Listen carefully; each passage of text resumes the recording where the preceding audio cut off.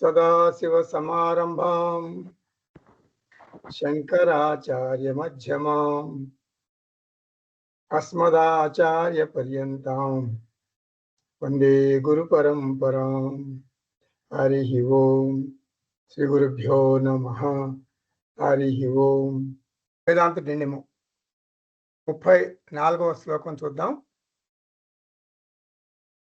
సర్వాత్మనా స్థితం బ్రహ్మ సర్వం బ్రహ్మాత్మనా స్థితం న కార్యం కారణాత్ భిన్నం ఇది వేదాంత డిండిమః.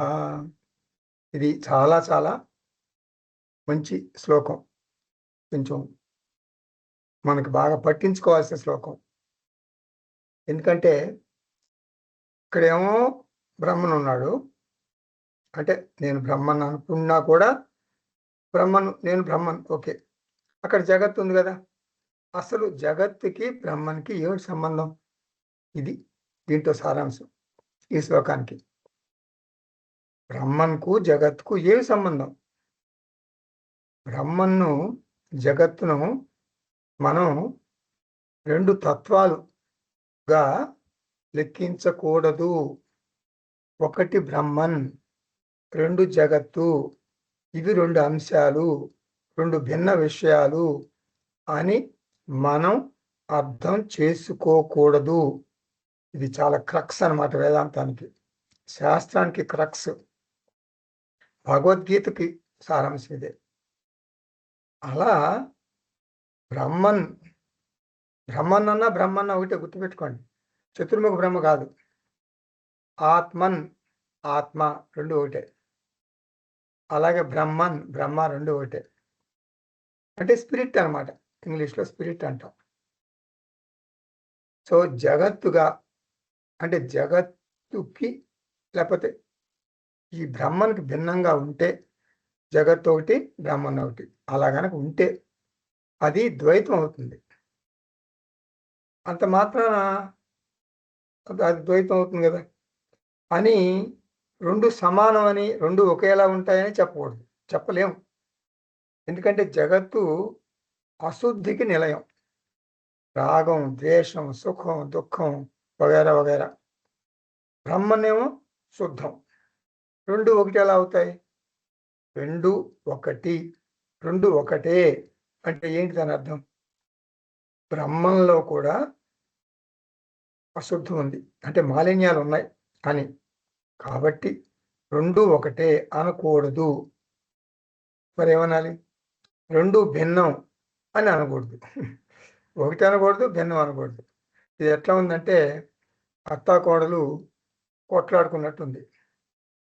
సాధారణంగా కోడలు ఏదంటే అది అత్త కాదు అంటుంది సాధారణంగా. కాబట్టి బ్రహ్మన్, జగత్తు రెండు పూర్తిగా ఒకటి కాదు. అలా అని పూర్తిగా భిన్నం అని చెప్పలేము. వాటి మధ్య ఇక్కడ అసలు పాయింట్ చెప్తున్నాను నేను. వాటి మధ్య అంటే బ్రహ్మన్, జగత్తు మధ్య కార్యకారణ సంబంధం ఉంది. కార్యకారణ సంబంధం అంటే కార్యంలో ఉన్న వస్తువులు అన్నీ కూడా కారణం మాత్రమే. కార్యం యొక్క ముఖ్యమైన సారం కారణం మాత్రమే.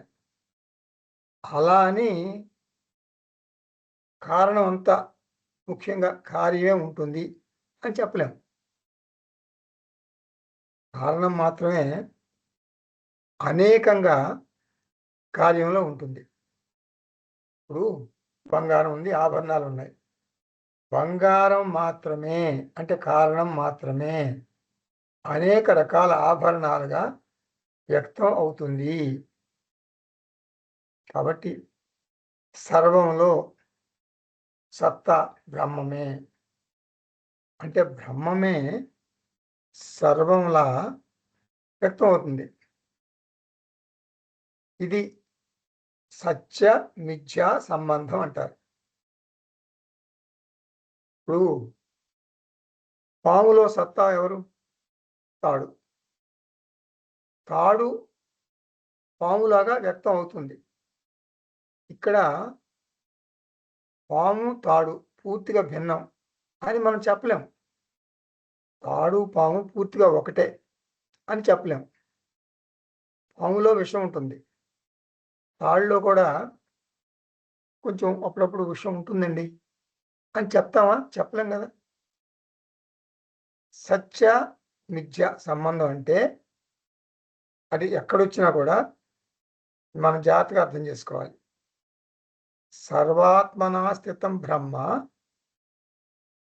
అంటే బ్రహ్మన్ అనేకంగా కనపడుతున్నాడు. సర్వం బ్రహ్మాత్మనా స్థితం. అనేకంలో ఉన్న అక్కడ దాన్నేమంటారు? ఆ సత్తా బ్రహ్మన్ మాత్రమే. ఇది ఇలా ఎందుకు జరుగుతుంది?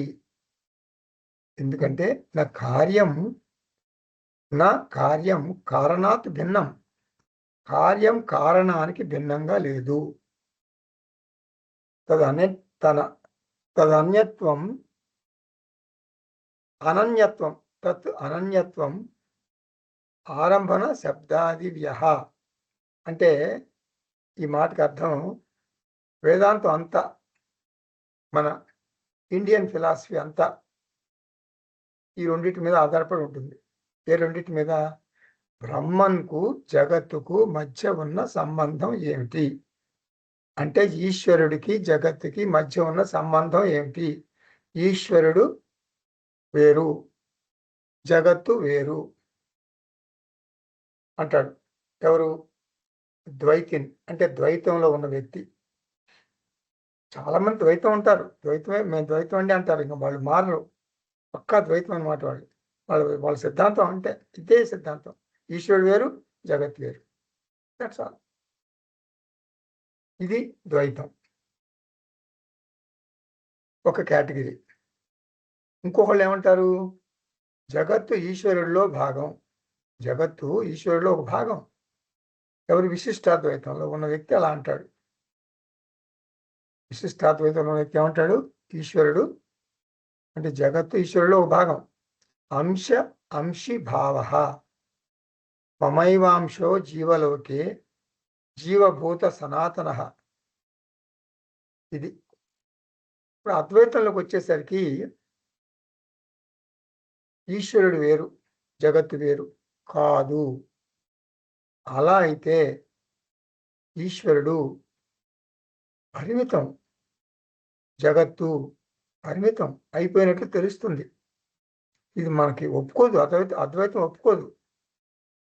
అలాగే విశిష్టాద్వైతం ఏమంటుంది? జీవ బ్రహ్మంలో ఒక భాగం. అలా అయితే ఏమవుతుంది? మనకి బ్రహ్మాన్ని భాగాలు చేసినట్లు అవుతుంది. ఉపనిషత్తులు ఏం చెప్తున్నాయి? బ్రహ్మం ఆకాశంలాగా నిష్కళం, నిరవయవం, అఖండం. అంటే బ్రహ్మన్కు భాగాలు ఉండవు. ఇది అద్వైతం ఒప్పుకోదు. మరి వాటి మధ్య సంబంధం ఏమిటి? ఏమిటి సంబంధం? అంటే బ్రహ్మన్కి, జగత్కి సంబంధం ఏమిటి? చెప్తున్నా సమాధానం వినండి. బ్రహ్మన్ అండ్ నీడ. నీడ అంటే ఛాయ. బ్రహ్మన్కి నీడ ఉన్న సంబంధం. నీడ కూడా మనం బ్రహ్మన్ అని అంటాం కదా. నీడను అంటే మన ఛాయను మనం వేరుగా లెక్క పెట్టాం. నాకు నా నీడకు మధ్య ఏమి సంబంధం ఉంటుంది? అసలు ఆ ప్రశ్నే తప్పు. సంబంధం ఉండాలంటే రెండు ఉండాలి. నేను ఒక మాట అడుగుతాను, చెప్పు అసలు. నీకేం సంబంధం? నీకు ఏం సంబంధం అని నేను అడిగాను అనుకోండి నిన్ను, ఏం చెప్తారు మీరు? వెంటనే అడుగుతావు నువ్వు. ఏమని అడుగుతావు? ఏం సంబంధం అని అంటున్నారు కదా గురువుగారు, ఎవరితో? ఎవరితో అంటున్నారు మీరు అంటారు కదా. కాబట్టి అద్వైతులు ఏమంటారు? నేహ నానాస్తి కించన బ్రహ్మ ఏవ. అంతే. బ్రహ్మన్ ఒక్కడే ఉంటే ఇక రెండవ దానికి స్థానం ఎక్కడా? దానికి దీనికి ఇంకా మరి సంబంధానికి తావెక్కడ? ఒకవేళ మనకు ఏదైనా రెండవ వస్తువు అనుభవంలోకి వస్తే అది మన నీడ అనాలి. మన నీడను మనం రెండో వస్తువుగా పరిగణించలేము. భగవద్గీతలో మంచి అక్షర లక్ష విలువ చేసేటటువంటి మాటలు 2 వస్తాయి మనకి. మస్తాని సర్వభూతాని నచ మస్తాని భూతాని. ఈ 2 మీరు గాఢ నిద్రలో ఉన్నప్పుడు లేపినా కూడా అడిగితే మర్చిపోకూడదు. ఈ 2 మాటలు చెప్పాలి. ఏమనాలి? మస్తాని సర్వభూతాని, నాలో సర్వభూతములు ఉన్నవి. నచ మస్తాని భూతాని, నాలో ఏమీ లేవు. అంతే. చూడండి ఎంత కాంట్రడిక్టరీ స్టేట్మెంట్స్. ఒక మాట ఏమో నువ్వంటే నాకు చాలా ఇష్టం, నువ్వంటే అసలు ఇష్టం లేదు. ఏమన్నా అర్థం ఉందా దానికి? అర్థం పర్థం లేకుండా ఎందుకు మాట్లాడుతున్నావు అట్లా అనకూడదు. ఇదే శాస్త్రం అంటే, ఇదే వేదాంత సారం. మస్తాని సర్వభూతాని, నాలో అన్ని భూతాలు ఉన్నాయి. నచ్చ మస్తాని భూతాని, నాలో ఏ భూతాలు లేవు. ఇది అంటే ఏమిటంటే జగత్తు నాలో ఉంది, అది ఒక మాట కదా. నాలో జగత్తు లేదు అంటే ఏంటి అర్థం? జగత్తు లేని దానితో సమానం. అది అట్లా అర్థం చేసుకోవాలి. ఏంటి సార్ పిచ్చి పిచ్చిగా మాట్లాడుతున్నారు, కాసేపు ఉందంటారు కాసేపు లేదంటారు అని మీరు ఎమోషనల్గా ఫీల్ అయిపోకూడదు. గురువుగారు అయితే మీరు ఏది చెప్తే అది మేము వినాలా? ఎట్లా వింటామండి? ఒకసారి ఏముందంటారు, మళ్ళీ కామా పెట్టి ఫుల్ స్టాప్ కూడా పెట్టకుండా లేదంటారు. ఏంటిది అని అనకూడదు. మీరు అర్థం చేసుకోవాలి శాస్త్రాన్ని. నాలో జగత్తు అంతా ఉంది, నాలో జగత్తు లేదు. ఈ 2 మాటలకు అర్థం ఏమిటంటే జగత్తు ఉన్నా లేనట్టే, లేని దాంతో సమానం. ఆ లేని దాని గురించి సంబంధం గురించి మాట్లాడతాం మనం. ఏంటి సంబంధం, ఏమిటి సంబంధం అని అనం కదా. కాబట్టి ఫైనల్గా బ్రహ్మన్కు జగత్తుకు ఏమి సంబంధం అంటే కార్యకారణ సంబంధం మాత్రమే అని. నా కార్యం కారణాత్ భిన్నం. జగత్తు బ్రహ్మన్కు అంటే కారణానికి భిన్నంగా లేదు. ఇది కాదు, ఇది వేదాంత డిండిమహ. అది అంటే ఆరంభన అధికరణం అని బ్రహ్మసూత్రాల ఒక సూత్రం ఉంది. దాంట్లో ఈ విషయం వస్తుంది. ఏ విషయం? తదన్యత్వం ఆరంభన శబ్దాదిభ్య. చాందోగ్య ఉపనిషత్తులో కూడా ఈ మాట శంకరాచార్య అంటారు ఇలాగే. వాచారంభణం వికారో నామధేయం వృత్తికా ఇది ఏవ సత్యం.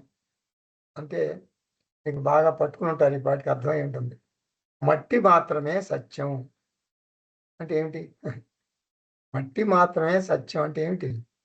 అంటే మట్టి పాత్రలు అసత్యం. అర్థం అట్లా అది అర్థం చేసుకోవాలి మనం. మట్టి మాత్రమే సత్యం అంటే మట్టి పాత్రలు అసత్యం అని అర్థం చేసుకోవాలి.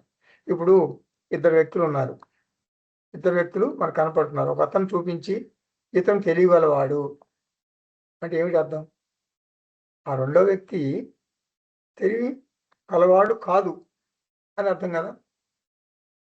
అలాగే కారణం ఏవ సత్యం అంటే కార్య ప్రపంచం అంతా మనకు అనుభవంలో ఉంటుంది, కానీ అసత్యం, లేని దాని కిందే లెక్క, మిథ్య.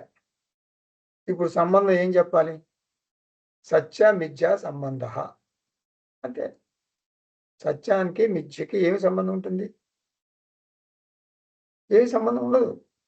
ఒక పక్కన మిథ్య అంటున్నావు కదా, ఏమి సంబంధం ఉంటుంది? కళకి నీకేం సంబంధం? నువ్వు పడుకున్నావు, కలగన్నావు, ఏమైనా సంబంధం ఉందా నీకు కళకి? ఏం సంబంధం? సంబంధం ఏం లేదు. ఇది 34వ శ్లోకం చూసాం. ఇప్పుడు 35 చూద్దాం.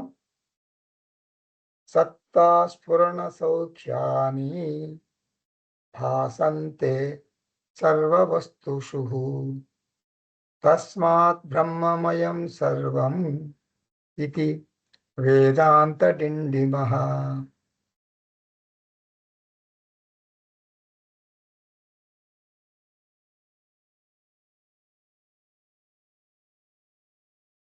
మిథ్య అంటే ఏమిటి?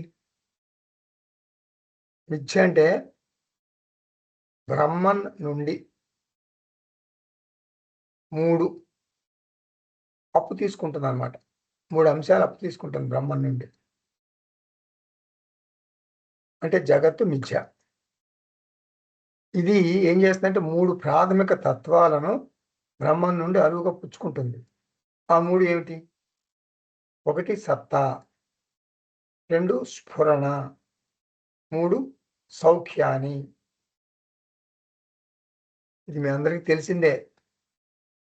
నేనేదో మంచి మంచి మాటలు టెక్నికల్ వర్డ్స్ వాడి చెప్తున్నా. అందరికీ క్షుణ్ణంగా తెలిసిన విషయాలే ఇవి. సత్తా అంటే సత్ అంటే ఉనికి, ఎగ్జిస్టెన్స్. మీ అందరి మనసులో ఒక మాట ఎప్పుడు నానుతూ ఉంటుంది. ఏమిటది? Existence, consciousness, bliss. మీరు అందరిలో ఎవరిని అడిగినా కూడా ఈ మాట టక్కని చెప్పేస్తారు. Existence, consciousness, bliss. అంటే ఎగ్జిస్టెన్స్ అంటే ఉనికి, కాన్షియస్నెస్ అంటే ఎరుక, బ్లిస్ అంటే ఆనందము. ఉనికి, ఎరుక, ఆనందం. సత్యము, జ్ఞానము, అనంతము కదా. అస్థి, భాతి, ప్రియం. సత్, చిత్, ఆనందం అంతా ఒకటే. ఈ వర్డ్స్ అన్నీ ఒకటే. సత్, చిత్, ఆనందం. అస్థి, భాతి, ప్రియం. సత్యం, జ్ఞానం, అనంతం. సత్తా, స్ఫురణ, సౌఖ్యం. Existence, consciousness, bliss. ఇప్పుడు నేను చెప్పేది అదే. బ్రహ్మం నుండి అరువుగా పుచ్చుకుంటుంది. ఏమిటి? ఏ వస్తువు అయినా సరే ఈ 3 పుచ్చుకుంటుంది. సత్తా, స్ఫురణ, సౌఖ్యాన్ని. సత్తా అంటే సత్, existence. World is, when is, అట్లా అంటాం కదా, అది అంటే ఈజినెస్ అనమాట. అది బ్రహ్మ నుంచి పుచ్చుకుంటుంది. 2 స్ఫురణం అంటే చైతన్యం, ఎరుక అంటే కాన్షియస్నెస్. అది బ్రహ్మం నుంచి పుచ్చుకుంటుంది. అంటే మన దేహానికి తెలుసుకునే శక్తి. స్పర్శ, జ్ఞానం అంటే చేతన తత్వం వస్తుంది. ఇప్పుడు మనసుకు చేతన తత్వం వస్తుంది, బారోడ్. లేకపోతే దిస్ ఈజ్ ఎనర్ట్, జడం కదా. అన్ని దేహాల్లోనూ, అన్ని మనసుల్లోనూ ఈ చేతన తత్వం అంటే కాన్షియస్నెస్, చైతన్యం బ్రహ్మం నుండి అరువు తెచ్చుకుందే. ఇంకా 3 సౌఖ్యం అంటే ఆనందం. ఆనందం కూడా మనం బ్రహ్మం నుండి అరువు తెచ్చుకుంది. అంటే జగత్తు అరువు తెచ్చుకుంది. సర్వ వస్తుషు అంటే ఈ శ్లోకంలో మాట. సర్వ వస్తుషు అంటే అన్ని జీవులలోనూ, అన్ని వస్తువుల్లోనూ, అన్ని జడ వస్తువుల్లో సత్తు ఉంటుంది. చేతన జీవుల్లో చిత్తు ఉంటుంది. అప్పుడప్పుడు చేతన జీవుల్లో ఆనందం వ్యక్తం అవుతుంది. భాసంతే అంటే వ్యక్తం అవుతుంది. సత్, చిత్, ఆనందం. కాబట్టి సర్వం తస్మాత్ బ్రహ్మమయం. సృష్టిలో ప్రతి వస్తువు వెనుక సత్తా బ్రహ్మను మాత్రమే అని అర్థం చేసుకోవాలి. అన్ని ఆభరణాల్లో, అన్ని బంగారం ఆభరణాల్లో ఉన్న సత్తా బంగారం మాత్రమే. బంగారం ఉంటుంది అంతే, దట్స్ ఆల్. బంగారం సత్తుని అంటే ఉనికిని ఆభరణాలకు ఇస్తుంది. అన్ని ఆభరణాలకు ఇస్తుంది అనమాట. ఇప్పుడు ఒక గాజు ఉంది, బ్యాంగిల్, ఈజ్. ఆ ఈజినెస్నే సత్తా అంటాం. రుజువు ఏంటండి? ఏదో మాట్లాడుతున్నారు, రుజువు ఏంటి చెప్పండి. అంటే ఒక గాజు తీసుకురా, నువ్వు నీ గాజే తీసుకురా. నీకు కొంచెం బాగా మందంగా బంగారం బాగా ఎక్కువగా ఉన్న గాజు ఉంది కదా, ఈ మధ్య చేయించుకున్నావు కదా, అది తీసుకురా. ఇక్కడ పెట్టు, ఇక్కడ పెట్టు ఆ గాజుని. నువ్వేం చేస్తావు? గాజుని నువ్వు తీసుకో, నీ గాజు నువ్వు తీసేసుకో. బంగారాన్ని ఇక్కడ పెట్టు. గాజు వేరు, బంగారం వేరు అంటున్నావు కదా నువ్వు. ఒకవేళ నీ మాట నిజమైతే, నీది గాజు కదా, బంగారం కాదు కదా. ఈ గాజు నువ్వు తీసేసుకో, ఆ బంగారం ఇక్కడ పెట్టు, ఇక్కడ పెట్టేళ్ళు. నువ్వు గాజుని గాజుగా ఉంచుకో. అసాధ్యం. బంగారం ఒకటి, గాజు రెండు, అలా విడివిడిగా ఉండవు. అవి రెండు శబ్దాలు, రెండు వస్తువులు కాదు. అటు వస్తుభేద. మాటలంటే వర్డ్స్ డిఫరెంట్. సత్తా ఒకటే, సబ్స్ట్రాటం ఒకటే. సన్నిధి మాత్రేన బ్రహ్మన్. విడివిడిగా ఉండవు. ఆ మూడింటిని అంటే సత్, చిత్, ఆనందం జగత్కి ఇస్తుంది ఎవరు? బ్రహ్మన్. అందుకే మనం ఏమంటాం మనం? సర్వం బ్రహ్మమయం. ఇది మీ అందరికీ తెలుసు. సదాశివ బ్రహ్మేంద్ర స్వామి కీర్తన. సర్వం బ్రహ్మమయం, రే రే సర్వం బ్రహ్మమయం. ఇది ఈ శ్లోకం రాని వాళ్ళు మన ఇండియాలో అసలు ఉండరు. అంత ఫేమస్ కీర్తన అనమాట ఇది. సదాశివ బ్రహ్మేంద్ర స్వామి కీర్తన. సర్వం బ్రహ్మమయం, రే రే సర్వం బ్రహ్మమయం. కాబట్టి బ్రహ్మమయం సర్వం. బ్రహ్మమయం అంటే బ్రహ్మాత్మకం, బ్రహ్మ సార రూపం అని అర్థం. సృష్టిలోని అన్నింటికి బ్రహ్మమే స్వరూపం. ఇది వేదాంత డిండిమహ. అస్థి భాతి ప్రియం. రూపం నామ చేత్ యంశ పంచకం ఆద్యత్రయం బ్రహ్మరూపం జగద్రూపం తతోద్వయం. ఇది మీరు బాగా విన్నారు ఎక్కడో. అంటే దృక్దృశ్య వివేకంలో విన్నారు ఈ మాట. అంటే ఆబ్జెక్ట్ ఈజ్ అంటే ఈజ్నెస్ సత్ అంటే ఆబ్జెక్ట్లో ఉందన్నమాట. ఆబ్జెక్ట్తో ఉంది ఆ సత్ అనేది. ఇప్పుడు ఒక ఆబ్జెక్ట్ నీకు తెలుసు అనుకో, ఆబ్జెక్ట్ ఉంది అంటావు కదా. అది తెలిస్తే చైతన్యం ఆ ఆబ్జెక్ట్తో ఉందని అర్థం. నీకు తెలిస్తే సింపుల్గా ఉంది అంటేనేమో అది సత్తు. ఆ ఆబ్జెక్ట్ నీకు తెలుసు, తెలిస్తే అది సత్తు ఉంది, చిత్తు కూడా ఉంది అంటావు. కాబట్టి సత్తు చిత్తు అంటే చైతన్యం లేకుండా ఆబ్జెక్ట్ మనకు తెలియదు. చైతన్యం అనేటటువంటిది లేకపోతే ఆబ్జెక్ట్ మనకు తెలియదు.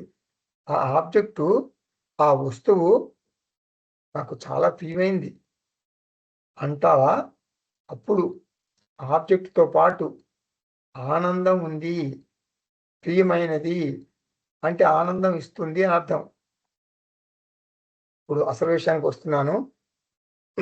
అస్థి భాతి ప్రియం రూపం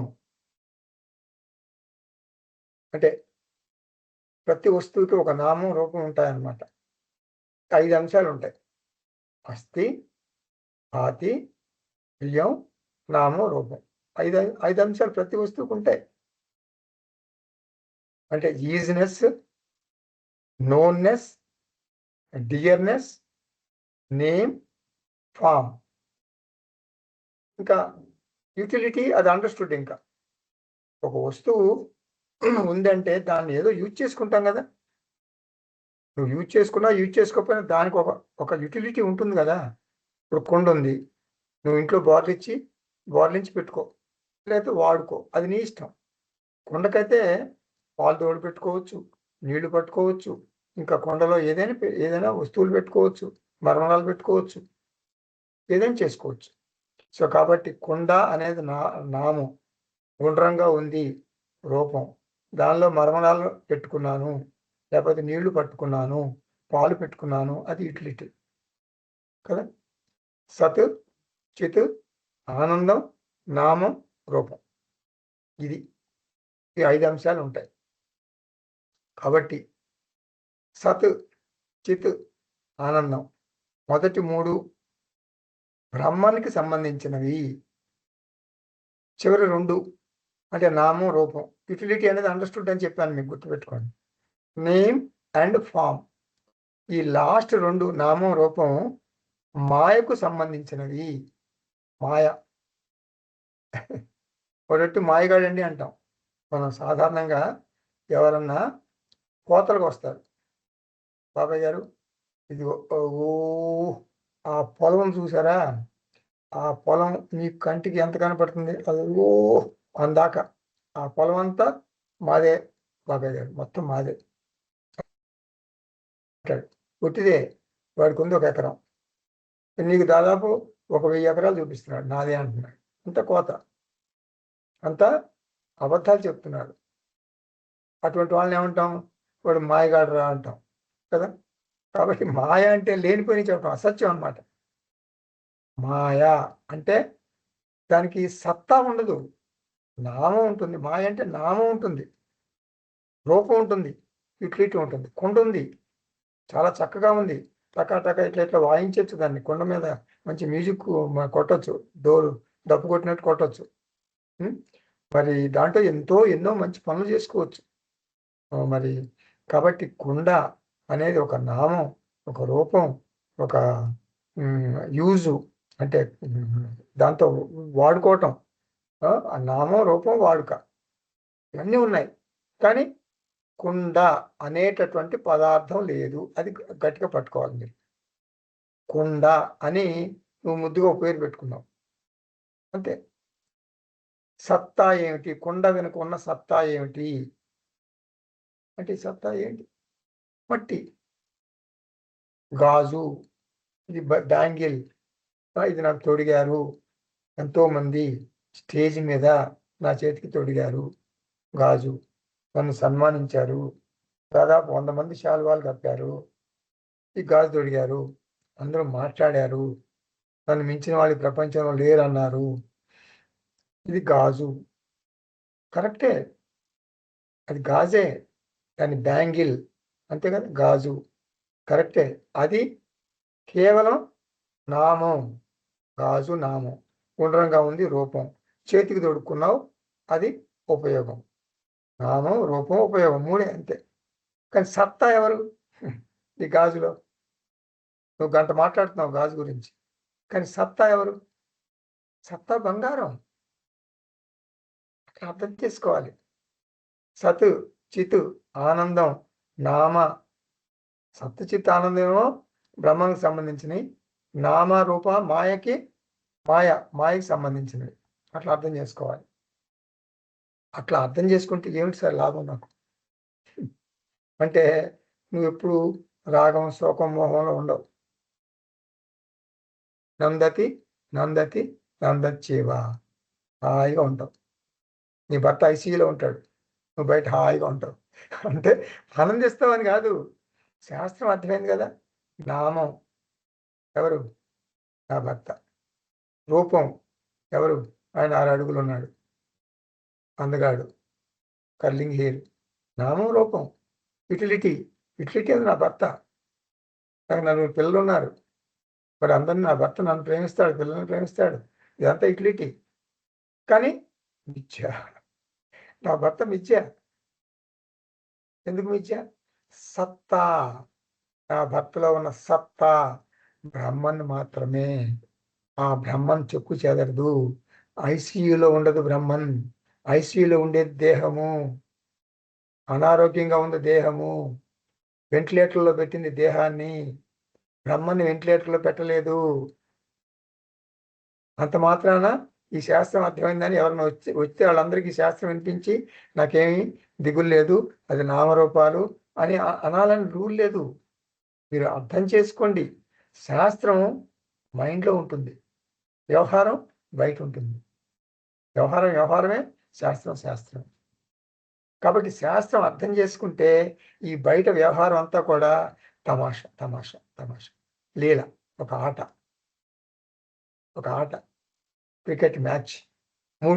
మూడు సిరీస్లో 3 ఆటలు గెలిచేశారు. 5 ఆటలు అంటే ఒక సిరీస్, 5 మ్యాచ్లు, క్రికెట్ మ్యాచ్లు 5 ఒక చోట ఆడతారు. కాన్పూర్లో ఒకటి, మరి హైదరాబాద్లో ఒకటి ఆడతారు, ఇంకోటి జబల్పూర్లో ఒకటి ఆడతారు, అట్లా 5 చోట్ల ఆడతారు. 3 మన ఇండియా గెలిచింది అనుకోండి, సిరీస్ గెలిచిపోయాం మనం. 5ట్లో 3 గెలిస్తే సిరీస్ గెలిచామంటారు. సిరీస్ అంటే కప్పు వచ్చినట్టే, మనకు వచ్చేసింది కప్పు. కానీ 4వ మ్యాచ్ హైదరాబాద్లో జరిగిందనుకోండి స్టేడియంలో. అది ఎట్లా ఆడతారు ఆటగాళ్ళు? ఆటగాళ్ళు ఎట్లా ఆడతారు? ఆడతారా ఆడరా? ఆడతారు. ఆడతారు. ఎందుకంటే టికెట్లు ఎప్పుడో అమ్మేశారు. స్టేడియంలో మంచిగా ఆడతారు. కానీ వీళ్ళ ఆటకి అప్పుడు 1, 2, 3 ఆడిన ఆటలకి ఈ 4గో మ్యాచ్‌లో ఆడే ఆటకి తేడా ఉంది. వీళ్ళు కొంచెం టెన్షన్ లెస్‌గా ఆడతారు. ఒత్తిడి లేకుండా ఆడతారు. ఎందుకు ఒత్తిడి లేకుండా ఆడతారు? సిరీస్ గెలిచేసాం గదా! అయ్యో! వాడు క్యాచ్ పట్టుకుంటాడేమో, చాలా జాగ్రత్తగా ఆడాలి అని అనరు. చాలా బాగా ఆడేస్తారన్నమాట. ఆట అంతా కనపరుస్తారు. ఒత్తిడి లేకుండా ఆడతారు. ఫ్రీగా ఆడతారు. అదొక ఆట. అదొక లీల. అట్లా ఆడతారు. No tension. అంతే. అది. అలా మనం బతుకంతా బతుకుతాం అట్లా. ఒక లీల. ఒక వినోదం. వినోదిస్తాం. నా దేహానికి రుగ్మతొచ్చింది. నా భర్త దేహానికి రుగ్మతొచ్చింది. నా భార్య దేహానికి రుగ్మతొచ్చింది. అట్లా పిల్లలకి రుగ్మతలొస్తాయి.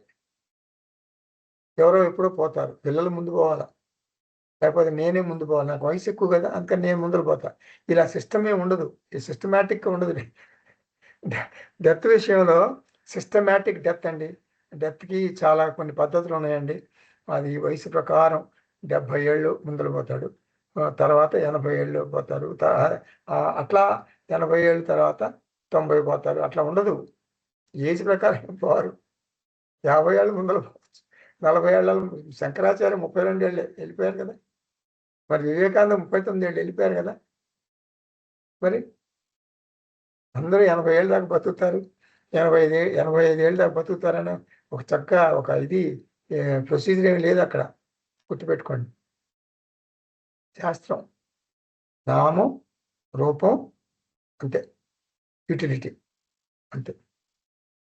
ఇది జీర్ణించుకుంటే మన జీవితం అంతా కూడా ఆహా! ఓహో! ఆహా! ఓహో! అంతే. అందుకే చాలామంది ఈ జ్ఞానులు అంటే రమణ మహర్షి లాంటి వాళ్ళు చక్కగా నవ్వు ముఖంతో ఉంటారు. వివేకానంద, రమణ మహర్షి, మరి భగవాన్ శ్రీకృష్ణ వీళ్ళంతా ఎప్పుడైనా ఏడుపు మొహాలతో చూస్తామా మనం? చూడం. ఇదే కారణం. నామం, రూపం, యుటిలిటీ ఉపయోగం అంతే. నామం, రూపం, ఉపయోగం ఇవన్నీ ఏమంటారు? మాయ, మిథ్య. మిథ్య అంటే ఉనికి లేదు.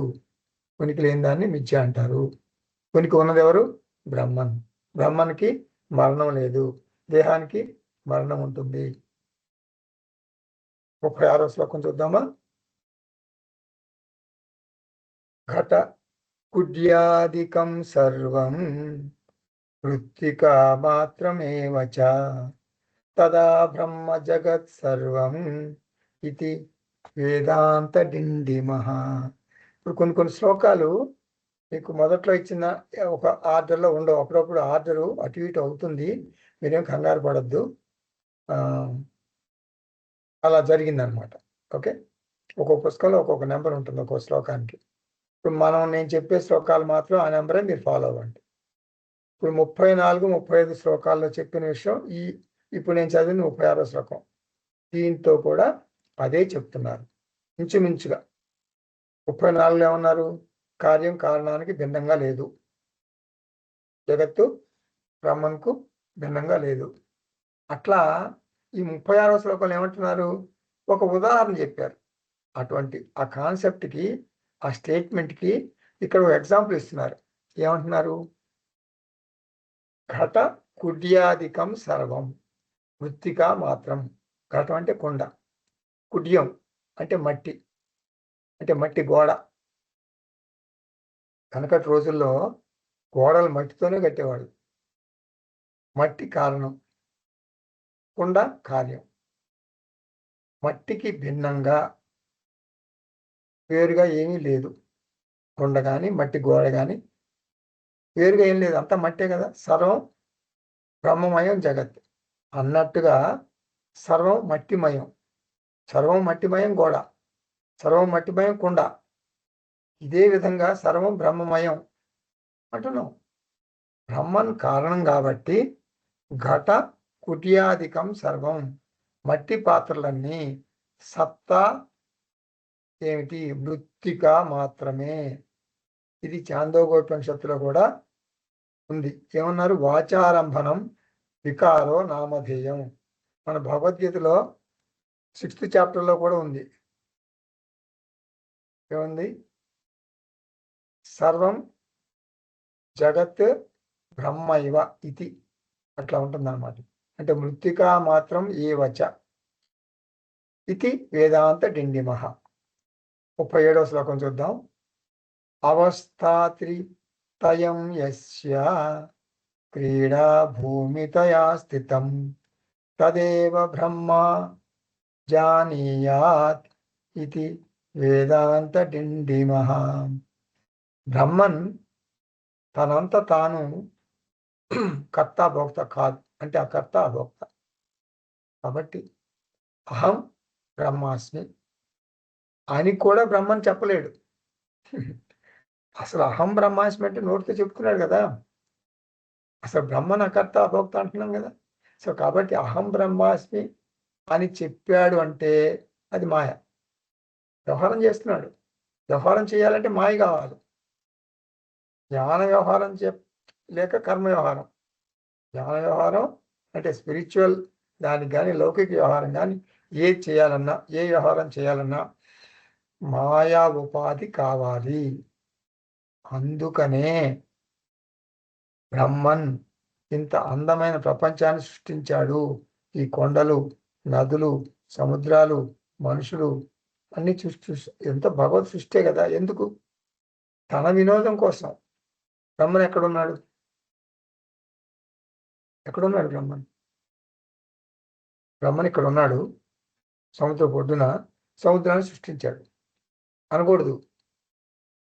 గుర్తుపెట్టుకోండి.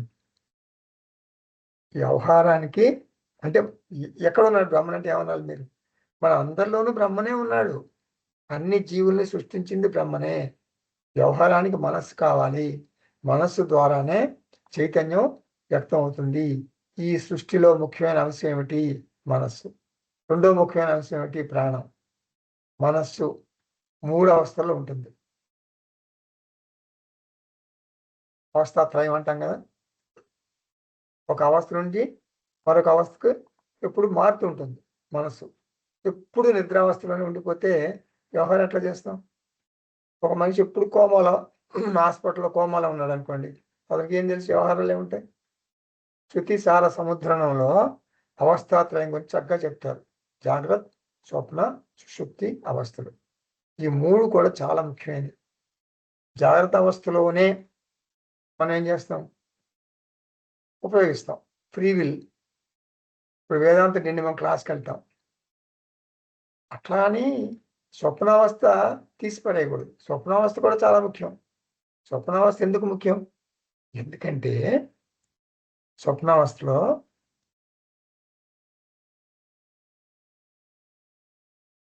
మన టెన్షన్స్ ఉంటాయి, ఎమోషన్స్, భావోద్వేగాలు. ఈ మనలో హిడెన్ గా చాలా భావోద్వేగాలు అవన్నీ కూడా మనం స్వప్నం ద్వారా వదిలించుకుంటాం. అంటే మన ఒత్తిడిని తొలగించుకుంటాం. జాగ్రత్త అవస్థలో మనం అన్ని తొలగించుకోలేము. ఇప్పుడు మీ అత్తగారి మీద మీకు కోపం ఉంది.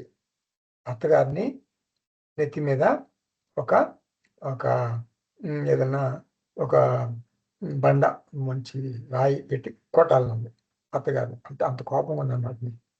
మనకి కొబ్బరికాయ కొట్టుకుంటాం కదా రాయి, ఆ రాయి పెట్టి మీ అత్తగారిని నెత్తి మీద కొట్టాలి అని మీరు అనుకుంటారు జాగ్రత్త అవస్థలో. మరి కొట్టలేరు కదా. అత్తగారు అంటే ఏంటి?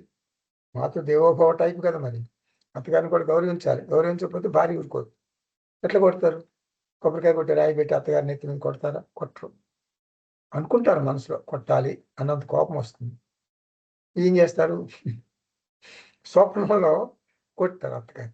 స్వప్నంలో మీ భార్యకి తెలియదు కదా మీ స్వప్నం. అందుకని మంచిగా స్వప్నం కంటారు. అత్తగారిని ఎదురుగా కూర్చోబెడతారు. పట పట పట రాయి పెట్టి ఒక 5 సార్లు కొడతారు.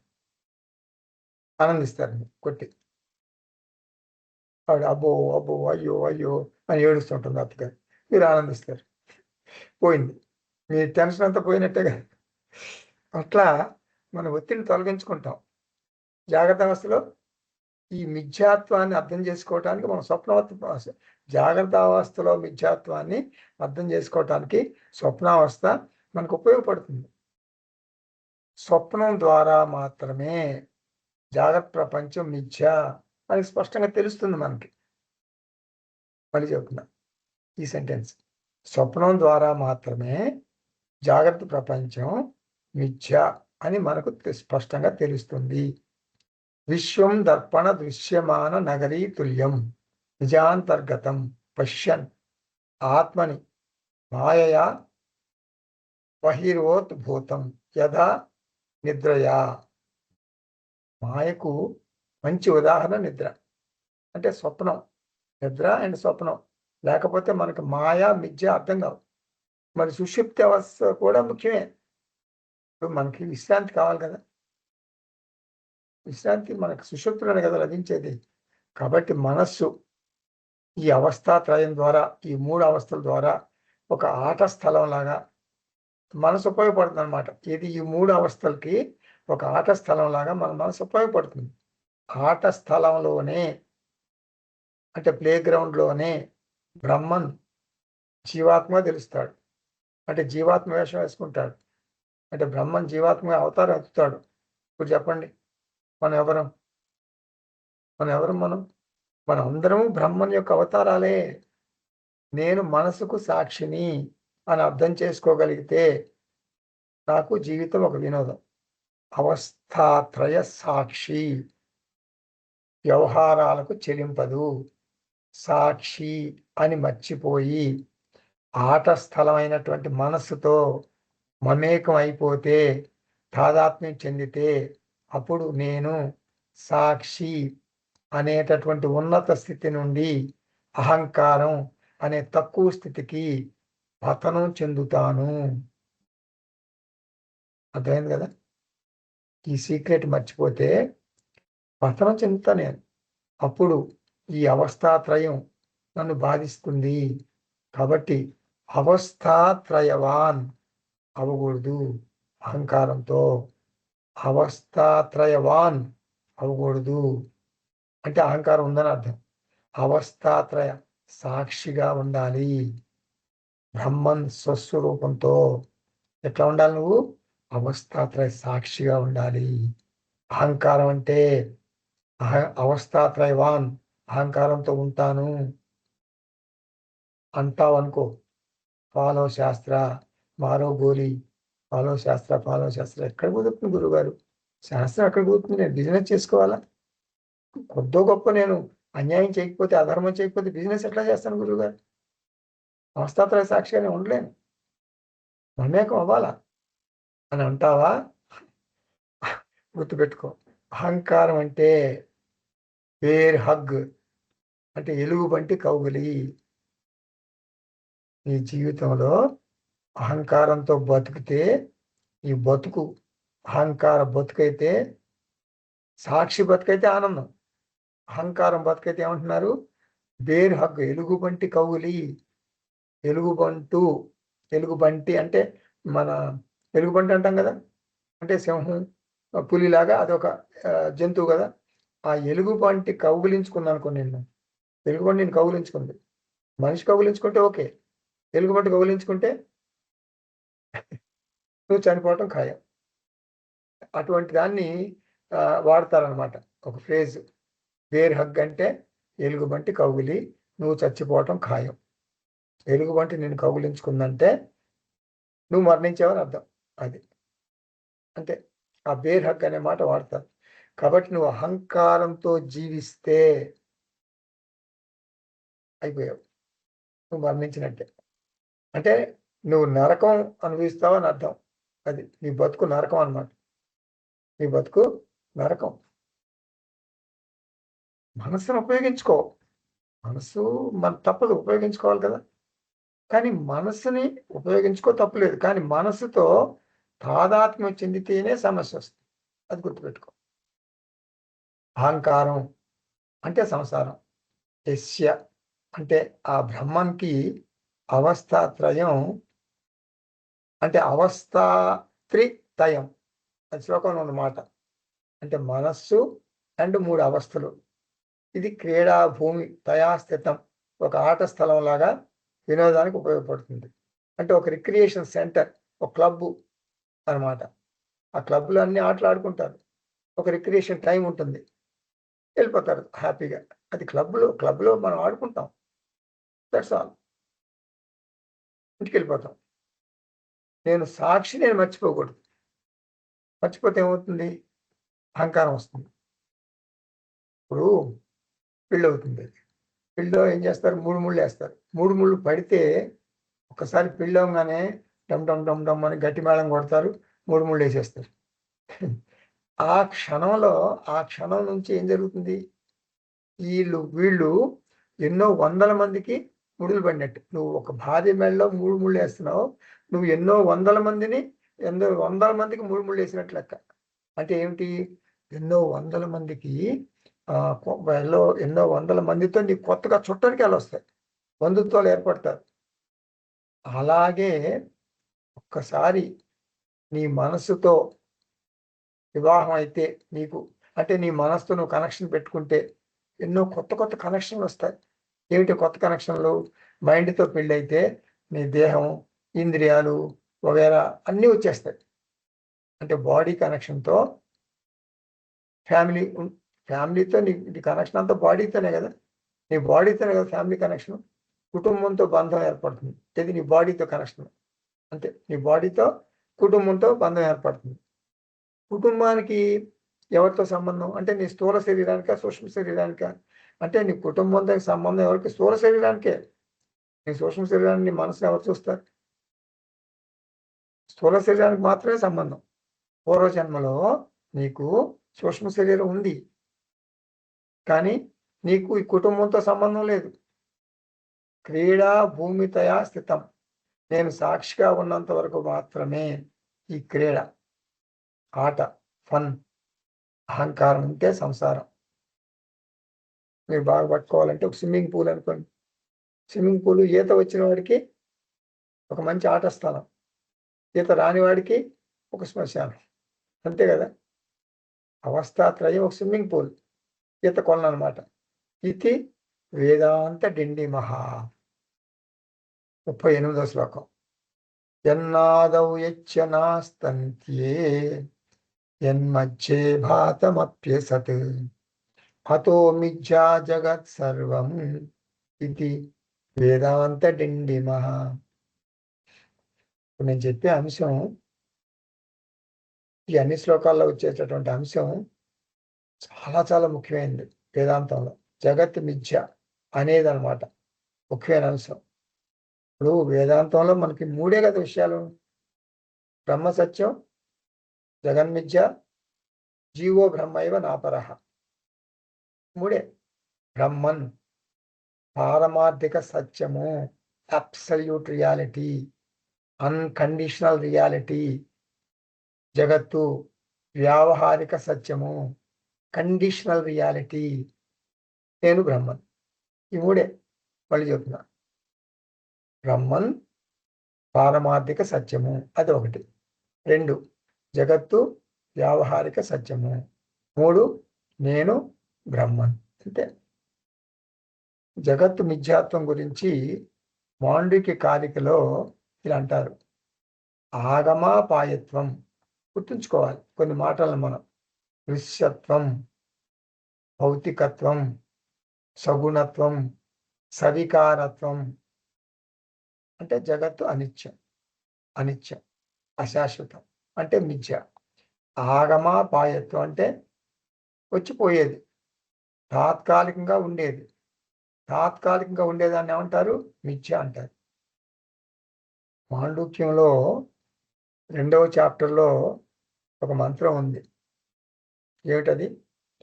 ఆదావం చేతయం నాస్తి వర్తమానేపి తత్ తథాపి తథై సదృశ శాంతః అవి తథా ఇవ లక్షితాః. మరి వైతథ్య ప్రకరణంలో యత్ ఆదౌ నాస్తి అంటే పుట్టుకకు ముందు లేదు. ఆదౌ అంటే సృష్టేహి పూర్వం, ఉత్పత్తేహి అంటే పూర్వం. అంటే మనకేముంటుంది?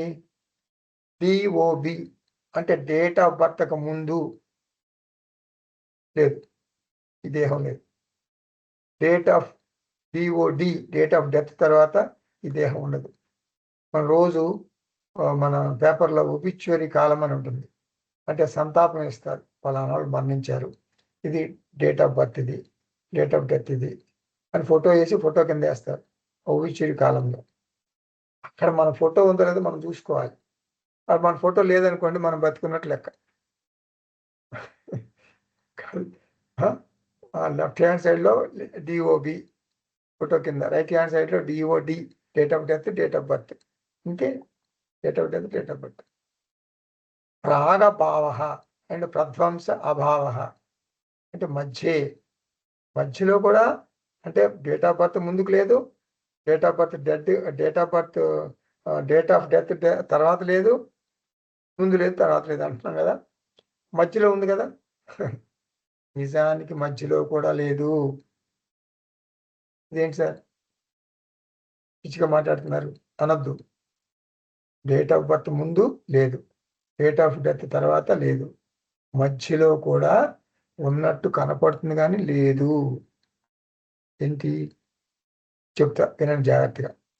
కుండ ముందు లేదు, అంటే కుండకు కూడా date of birth, date of death ఉంటాయి కదా. కుండ పుట్టుకకు ముందు లేదు అని అర్థం. అంటే పుట్టుకకు ముందు ఏముంది? మట్టి మాత్రమే ఉంది. కుండ పగిలింది, నీ భార్య మీద కోపం వచ్చి కుండ పగలగొట్టావు, అప్పుడు ఏమైంది? కుండ ఉండదు. ఏముంటుంది? మట్టి మాత్రమే ఉంటుంది. కుండ పుట్టడానికి ముందు మట్టి ఉంది, కుండ పగిలిన తర్వాత మట్టి మాత్రమే మిగిలింది. మధ్యలో ఏముంది?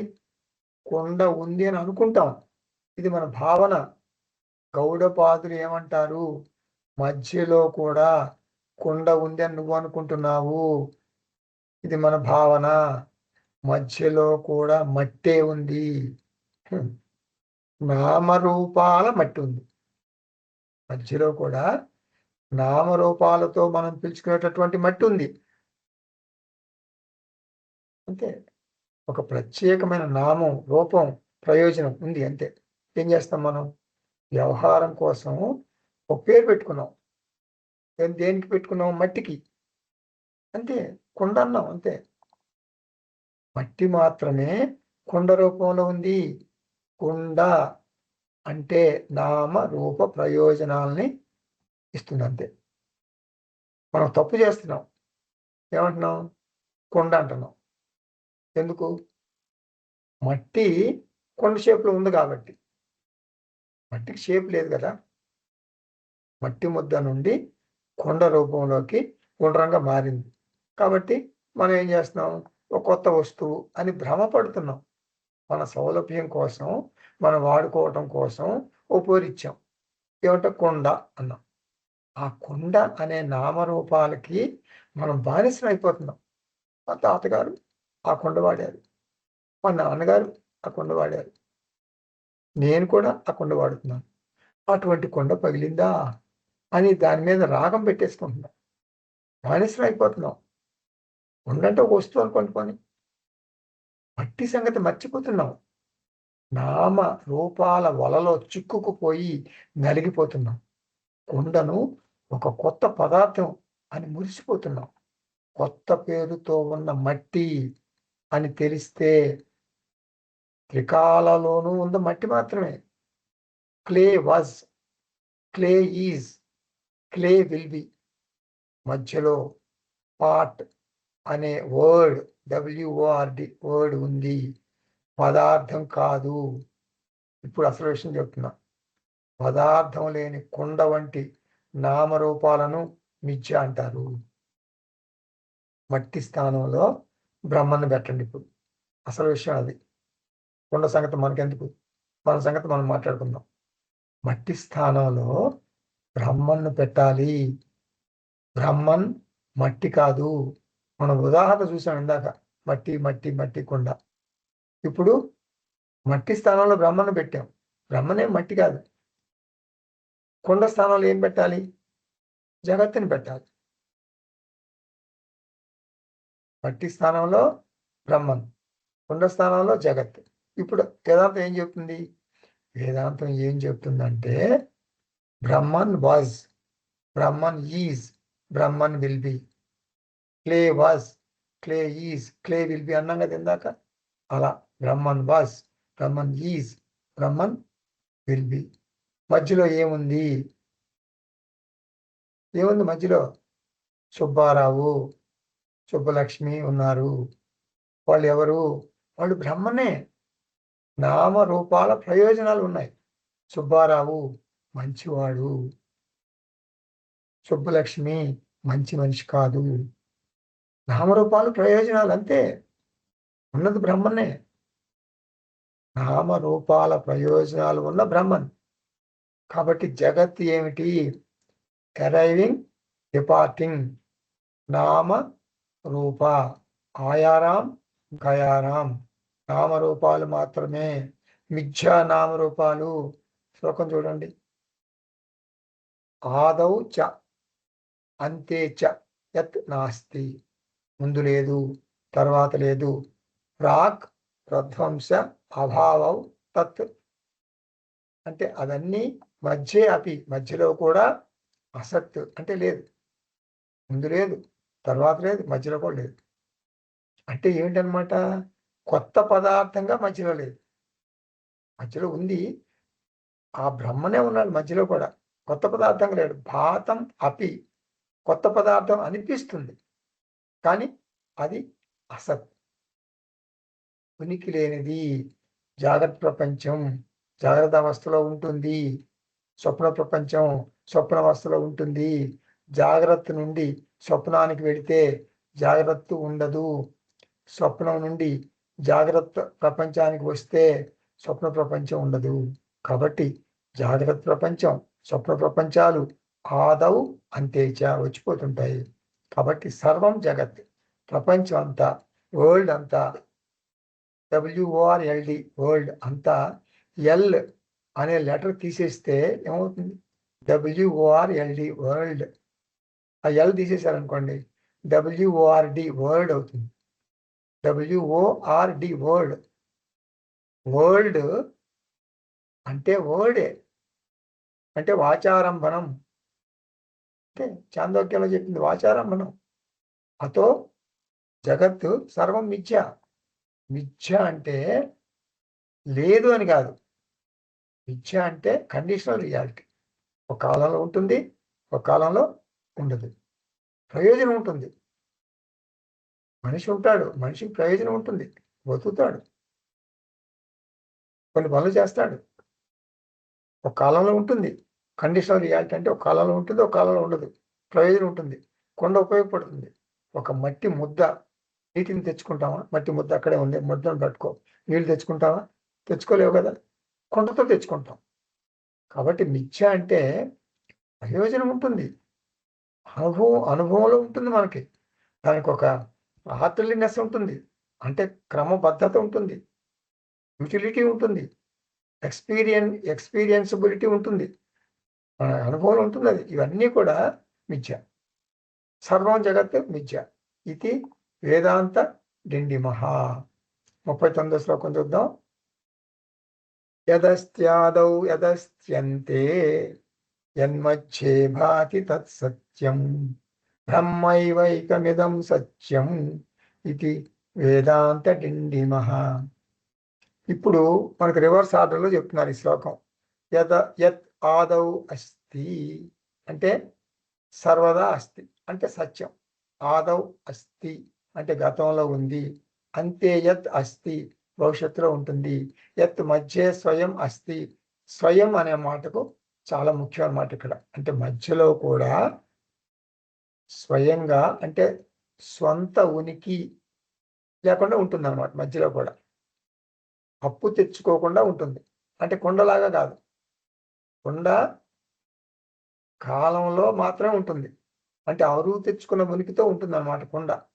అంటే సొంత ఉనికితో మధ్యకాలంలో కూడా కొండ ఉండదు. తన ఉనికిని తెలుపుతుంది అన్నమాట. ఇప్పుడు ఐ యామ్ అన్నాం.